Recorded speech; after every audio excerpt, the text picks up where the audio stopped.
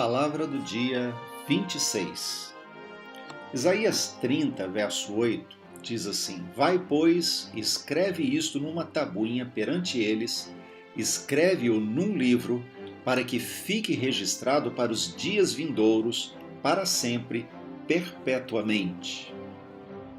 É interessante porque essa ideia ou essa ordem que Deus deu aqui no caso, para que fosse registrado algo num livro e permanecesse, é algo que vemos constantemente Deus falando. Ele faz isso em outros momentos na sua palavra.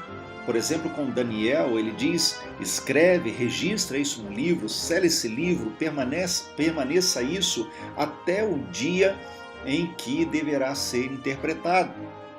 Ou seja, escrever e registrar é algo extremamente saudável, e principalmente quando nós aprendemos a tirar proveito desse princípio para a nossa vida diária.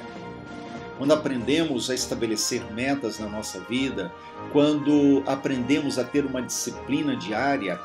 Por exemplo, George Miller, ele tinha um diário de oração e ele registrava constantemente as suas orações e as respostas dessas orações. Por isso ele pôde registrar, e há um livro que fala a respeito disso, 50.000 orações respondidas. E isso só pôde acontecer porque ele, disciplinadamente, tinha sempre no seu lugar secreto algo para escrever, anotar suas orações e as respostas que Deus lhe dava.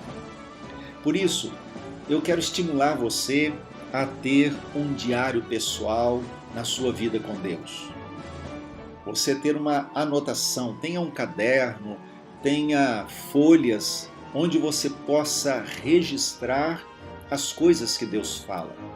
Muitas vezes, nos meus momentos secretos, Deus fala comigo através de textos nos momentos mais inesperados. Muitas vezes eu sequer estou esperando algo que Deus fale e muitas vezes vem aquele pensamento, aquele sentimento, aquela percepção, aquele discernimento, e eu registro isso. E às vezes fica registrado por um bom tempo, e só depois de muitos dias, semanas, às vezes muitos meses depois, eu volto às anotações e ali Deus começa a falar comigo a partir daquelas anotações que eu fiz.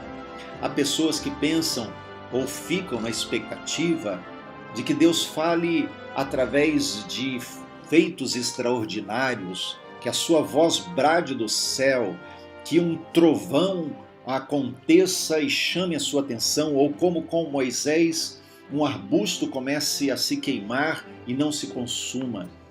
No entanto, muitas vezes Deus fala em momentos os mais delicados, com sua voz suave, lá no profundo do nosso coração.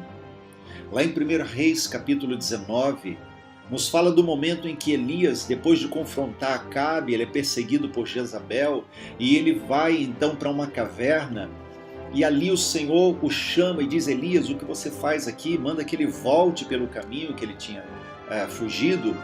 E lá no verso 11 de 1 Reis 19, Deus diz para ele assim: sai e põe-te neste monte perante o Senhor. Eis que passava o Senhor, e um grande e forte vento fendia os montes e despedaçava as penhas diante do Senhor. Porém, o Senhor não estava no vento.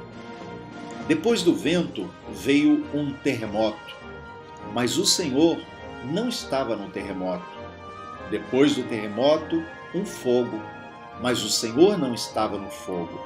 E depois do fogo, um cicio tranquilo e suave. Ouviu Elias e envolveu o rosto no seu manto. Por quê? Porque Elias sabia que Deus estava falando. Deus não falou no vento forte que despedaça a rocha, Deus não falou no terremoto, Deus não falou no fogo, Deus falou na voz tranquila e suave, como uma leve brisa. E naquele momento, Elias pôde ouvir o que Deus tinha falado com ele. E eu quero estimular você a estar atento assim. Muitas vezes pode ser durante o dia, quando você está dirigindo, quando você está andando, quando está trabalhando. Não perca a oportunidade, guarde isso, registre no primeiro momento que você puder.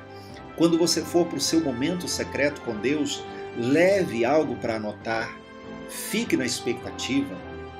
Sabe quem são as pessoas que não conseguem ouvir Deus? São aquelas que não têm expectativa de ouvir. Porque quando vamos com expectativa, Deus sempre está falando. Aliás, Deus nunca deixa de falar, nós é que deixamos de ouvir. Por isso, esteja sempre preparado, registre o que Deus falar, guarde essas anotações, porque no devido tempo, muito disso que Deus estiver falando com você serão promessas cumpridas, serão orações respondidas, serão palavras de sabedoria, de discernimento, palavras de pregação, coisas que Deus poderá usar na sua vida para abençoar outras pessoas.